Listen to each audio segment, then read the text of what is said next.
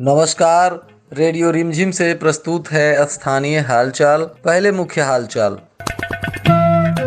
2 दिनों पहले सूरत से लौटा युवक, बरौली के माड़नपुर में किया आत्महत्या, पूरे क्षेत्र में सनसनी। त्योहारों में नशाखुरानी गिरोह सक्रिय, जिला प्रशासन ने प्रदेश से आने वाले लोगों को सावधान रहने की सलाह दी। 20 लाख रंगदारी नहीं देने पर मारपीट कर 3 लोगों को किया घायल, सदर अस्पताल में भर्ती। बंदरों के आतंक से जलालपुर गांव के लोग परेशान। स्थानीय हालचाल के इस अंक के साथ मैं अनिकेत मिश्र। अब हालचाल विस्तार से। बरौली थाना क्षेत्र के माड़नपुर गांव में बुधवार को सुबह सुबह बगीचे में 21 वर्षीय सूरज पटेल की पेड़ से लटकी हुई शव देखकर पूरे क्षेत्र में सनसनी फैल गई। जिसके बाद इसकी जानकारी पुलिस को दी गई तो मौके पर पहुंची बरौली पुलिस ने शव को कब्जे में लेकर जांच पड़ताल शुरू कर दिया। स्थानीय लोगों ने बताया कि प्रथम दृष्टया मामला आत्महत्या का लग रहा है, परंतु देर शाम तक पुलिस को परिजनों से किसी तरह का आवेदन नहीं मिला, जिसके वजह से स्थिति स्पष्ट नहीं हो सकी। हालांकि पुलिस शव का पोस्टमार्टम कराने के बाद शव परिजनों को सौंप दी और मामले की तहकीकात में जुटी हुई है। इस घटना के बारे में चश्मदीदों का कहना है कि पीले रंग की रस्सी में युवक का शव लटका हुआ था। यह मृतक सूरज पटेल स्वर्गीय लट्टू पटेल का पुत्र बताया जा रहा है और यह 2 दिनों पहले सूरत से अपने घर लौटा था और तब तक यह घटना हो गई। पुलिस अभी तक इस घटना के बारे में गंभीरता से जांच पड़ताल में जुटी हुई है और यह आत्महत्या है या हत्या, पुलिस इन दोनों बिंदुओं पर जांच पड़ताल कर रही है। दीपावली और छठ पूजा का त्योहार नजदीक आ चुका है। ऐसे समय में बिहार के काफी संख्या में लोग जो परदेशों में रहने वाले हैं वे अपने घर लौटते हैं। इस दौरान इसमें बहुत से मजदूर वर्ग के लोग हैं जिनके भोलेपन का फायदा उठाते हुए नशाखुरानी गिरोह के लोग इन्हें अपना शिकार बना लेते हैं और उनका सब कुछ लूट जाता है। गोपालगंज में भी बुधवार को सुबह एक मामला देखने को मिला जिसमें शहर के राजेंद्र नगर बस स्टैंड में नशाखुरानी गिरोह का शिकार एक यात्री बेहोशी की हालत में पड़ा हुआ मिला, जिसके बाद स्थानीय लोगों ने इसको अस्पताल में भर्ती करा दिया जहां उसका इलाज चल रहा है, परंतु खबर मिलने तक यात्री की पहचान नहीं हो सकी थी और अस्पताल कर्मी उसके इलाज में जुटे हुए थे। कई बार ऐसा देखने को मिला है, परंतु जिला प्रशासन भी हमेशा यात्रियों से अपील कर रहा है कि लोग यात्रा के दौरान अनजान लोगों से खाने पीने की सामान न लें। उसके बाद भी लोग इन अपराधियों का शिकार हो जाते हैं जो लोगों की लापरवाही को भी दर्शाता है। मीरगंज थाना क्षेत्र के हरखौली वार्ड नंबर 14 में 2 पक्षों के बीच खूनी संघर्ष हो गया जिसमें 3 लोग गंभीर रूप से घायल हो गए। इन घायलों में जयराम यादव ने बताया कि कुछ दिनों पहले उनकी जमीन सरकार द्वारा अधिग्रहित की गई थी जिसका मुआवजा सरकार ने उनको दिया था। तभी से आरोपियों की नजर उनके पैसे पर पड़ गई थी और उनसे 20 लाख रुपए की रंगदारी की मांग की जा रही थी। उनके द्वारा आरोपियों को पैसा नहीं दिया गया तो आरोपियों ने भूमि संबंधित मामले को आधार बनाकर लाठी डंडा तलवार फरसा और रॉड से हमला कर दिया तथा मार पीट कर जयराम ठाकुर, राजू कुमार यादव और रंजन यादव को गंभीर रूप से घायल कर दिया। इन सब का इलाज सरकारी अस्पताल में चल रहा है और इस केस में पीड़ितों के आवेदन पर 7 लोगों को नामजद अभियुक्त तथा 3 अज्ञात लोगों पर मामला दर्ज कर पुलिस जांच पड़ताल में जुटी हुई है। कुचायकोट थाना क्षेत्र के जलालपुर गांव में एक मनबढ़ बंदर के आतंक से ग्रामीण परेशान हैं। पिछले 10 दिनों में यह बंदर 1 दर्जन से अधिक लोगों को जख्मी कर चुका है। घायल सभी लोगों का इलाज प्राथमिक स्वास्थ्य केंद्र कुचायकोट के अलावा निजी अस्पतालों में भी किया गया है। ग्रामीणों का कहना है कि गाँव में घुसे बंदरों के झुंड में से एक बंदर बेहद शरारती और खतरनाक प्रवृत्ति का है। किसी भी वाहन से जाने वाले लोगों पर वह हमला बोल देता है और लोगों को जख्मी कर देता है। खास करके ट्रैक्टर, बाइक या साइकिल से जाने वाले लोगों को यह अपना निशाना बनाता है। ग्रामीणों की माने तो पिछले 10 दिनों में 1 दर्जन से अधिक लोग इस बंदर के आतंक का शिकार हो चुके हैं।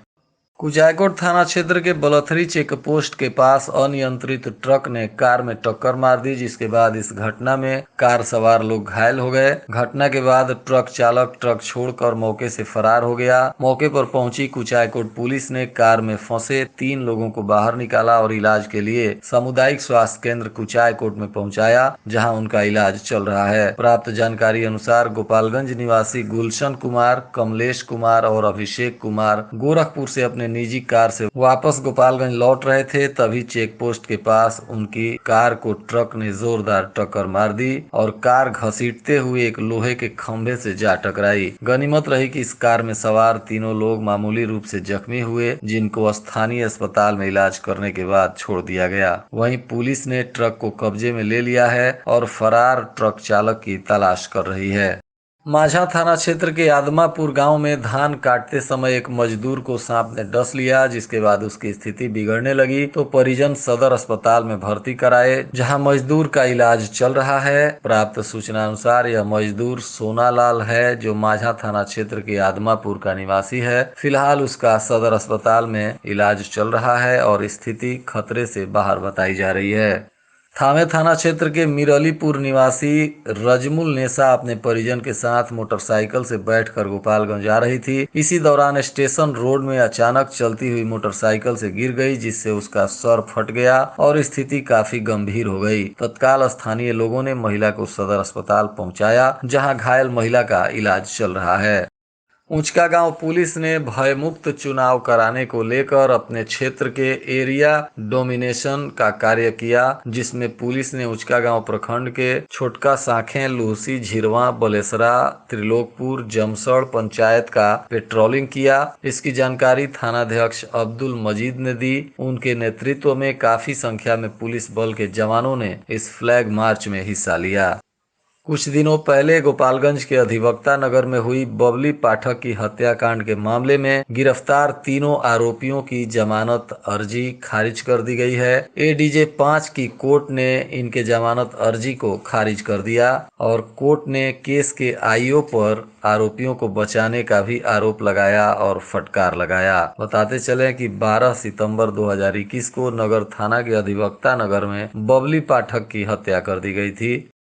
गोपालगंज के जिला अल्पसंख्यक पदाधिकारी ने अल्पसंख्यक समुदाय के लोगों के विकास के लिए चलाए जा रहे सरकार द्वारा विभिन्न कार्यक्रमों के बारे में जानकारी देते हुए आज हमारे रेडियो रिमझिम के संवाददाता से बातचीत की। इस दौरान उन्होंने बताया, मैं जिला अल्पसंख्यक कल्याण पदाधिकारी गोपालगंज समस्त जिले वासियों को सबसे पहले मैं हार्दिक शुभकामना देता हूं और जिला अल्पसंख्यक कल्याण कार्यालय द्वारा क्रियान्वित योजनाओं के बारे में एक एक कर मैं अभी बताने जा रहा हूं। पहली जो योजना है, जिसमें मुख्यमंत्री अल्पसंख्यक रोजगार योजना जिसे कहा जाता है, इसमें 5 लाख तक साधारण 5% ब्याज पर अल्पसंख्यक कल्याण विभाग बिहार सरकार ऋण उपलब्ध कराती है। ऋण का मकसद छोटे छोटे रोजगार सृजित करना और इसमें 70 ट्रेड निर्धारित है। अधिकतम 5 लाख रुपया 5 साल के अंदर 20 समान किस्तों में उपलब्ध करिएगा।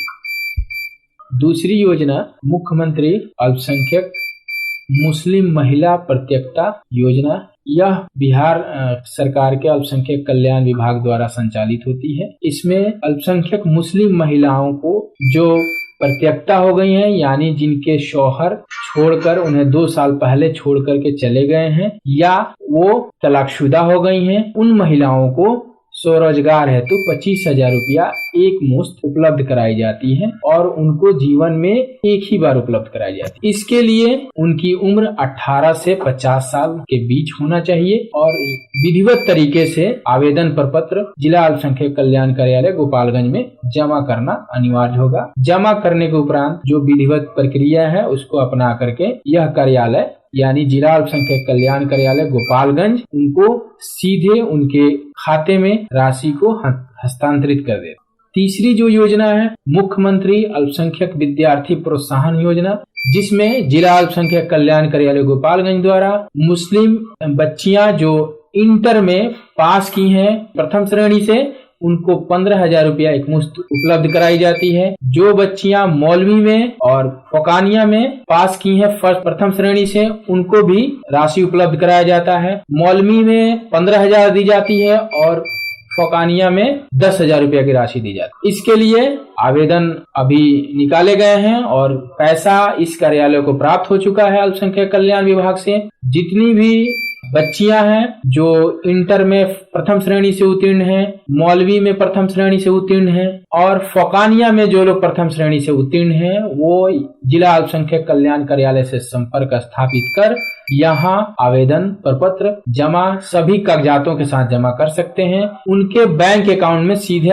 राशि हस्तांतरित की जाती है। इसके लिए यहाँ के जो जिला अल्पसंख्यक कल्याण कार्यालय का नोटिस बोर्ड है, उस पे सारी चीजें विधिवत रूप से नोटिस लगाई गई है, जिसमें सारे प्रपत्र और सारे कागजातों के बारे में जानकारी लिखी गई है। जिला अल्पसंख्यक कल्याण कार्यालय गोपालगंज का संपर्क करने का माध्यम, इस कार्यालय का ईमेल आईडी dmwo.gop-bih@nic.in। मैं पुनः इसे एक बार फिर आप सभी के सुविधा के लिए मैं इसे उल्लेखित करना चाहूंगा, dmwo.gop-bih@nic.in। कोई समस्या हो तो आप तुरंत ऑफिस आकर के ऑफिस में पदाधिकारी अन्य कर्मियों से भी संपर्क स्थापित कर सकते हैं और इसका तुरंत मैं सभी को विश्वास दिलाना चाहता हूं कि मैं सभी का त्वरित निष्पादन करूं। धन्यवाद। आज पटना से डाक निदेशक पंकज कुमार मिश्रा गोपालगंज दौरे पर आए थे। इस दौरान वे सिवान और गोपालगंज जिले के डाक विभागों का निरीक्षण किए तथा थावे भवानी मां के दर्शन किए, जिसके बाद उन्होंने बताया कि डाक विभाग आम लोगों के लिए और सुगम तथा आसान बनाने की योजना पर काम कर रहा है। जैसे सभी कार्यालयों को CSI CBS के तहत जोड़ा जा रहा है और अधिक से अधिक लोगों को पोस्ट ऑफिस द्वारा संचालित सभी योजनाओं के बारे में जानकारी दी जा रही है और पोस्ट ऑफिस को नई टेक्नोलॉजी से भी लैस किया जा रहा है तथा जल्द ही गोपालगंज पोस्ट ऑफिस को प्रमंडलीय कार्यालय के रूप में स्थापित किया जाएगा। इसके लिए प्रक्रिया जारी कर दी गई है। मौके पर डाक अधीक्षक आलोक कुमार और सहायक डाक अधीक्षक ध्रुव कुमार तथा हथुआ के डाक अधीक्षक अमोद सिन्हा भी उपस्थित रहे। भोरे प्रखंड के गोपालपुर पंचायत में गलत पते पर जाति प्रमाण पत्र बनवाकर मुखिया बनने का आरोप लगाते हुए उप विजेता ने निर्वाचन आयोग से कार्रवाई करने की गुहार लगाई है। आज जदयू के पूर्व जिला अध्यक्ष प्रमोद कुमार पटेल और उनकी धर्मपत्नी, जो जिला परिषद की प्रत्याशी हैं, अपने क्षेत्र के तमाम गांव में घूमकर आम लोगों से वोट देने की अपील किए और कहा कि उनके कार्यकाल में जिला परिषद के क्षेत्र में काफी विकास का कार्य किया गया है। इस बार भी पुनः जनता उन्हें मौका दे और अपना आशीर्वाद दे ताकि इस क्षेत्र में जो अधूरे कार्य हैं उन्हें जल्द से जल्द पूरा किया जाए, जिससे कि आम जनता को लाभ मिल सके। भोरे प्रखंड के डूमर नरेंद्र तथा भोरे पंचायत में कृषि प्राधिकरण आत्मा के तरफ से किसान चौपाल का आयोजन किया गया, जिसमें मौजूद किसानों को तकनीकी कृषि व बीज वितरण के बारे में जानकारी दी गई। मौके पर भोरे प्रखंड कृषि पदाधिकारी, कृषि समन्वयक तथा काफी संख्या में किसान मौजूद रहे। और आज के मौसम का तापमान गोपालगंज में न्यूनतम 22 डिग्री सेल्सियस और अधिकतम 30 डिग्री सेल्सियस रहने की संभावना है। अंत में मुख्य हालचाल एक बार फिर। 2 दिनों पहले सूरत से लौटा युवक, बरौली के माड़नपुर में किया आत्महत्या, पूरे क्षेत्र में सनसनी। त्योहारों में नशाखुरानी गिरोह सक्रिय, जिला प्रशासन ने प्रदेश से आने वाले लोगों को सावधान रहने की सलाह दी। 20 लाख रंगदारी नहीं देने पर मारपीट कर 3 लोगों को किया घायल, सदर अस्पताल में भर्ती। बंदरों के आतंक से जलालपुर गांव के लोग परेशान। इसके साथ ही रेडियो रिमझिम से प्रसारित स्थानीय हालचाल का यह अंक समाप्त हुआ। नमस्कार।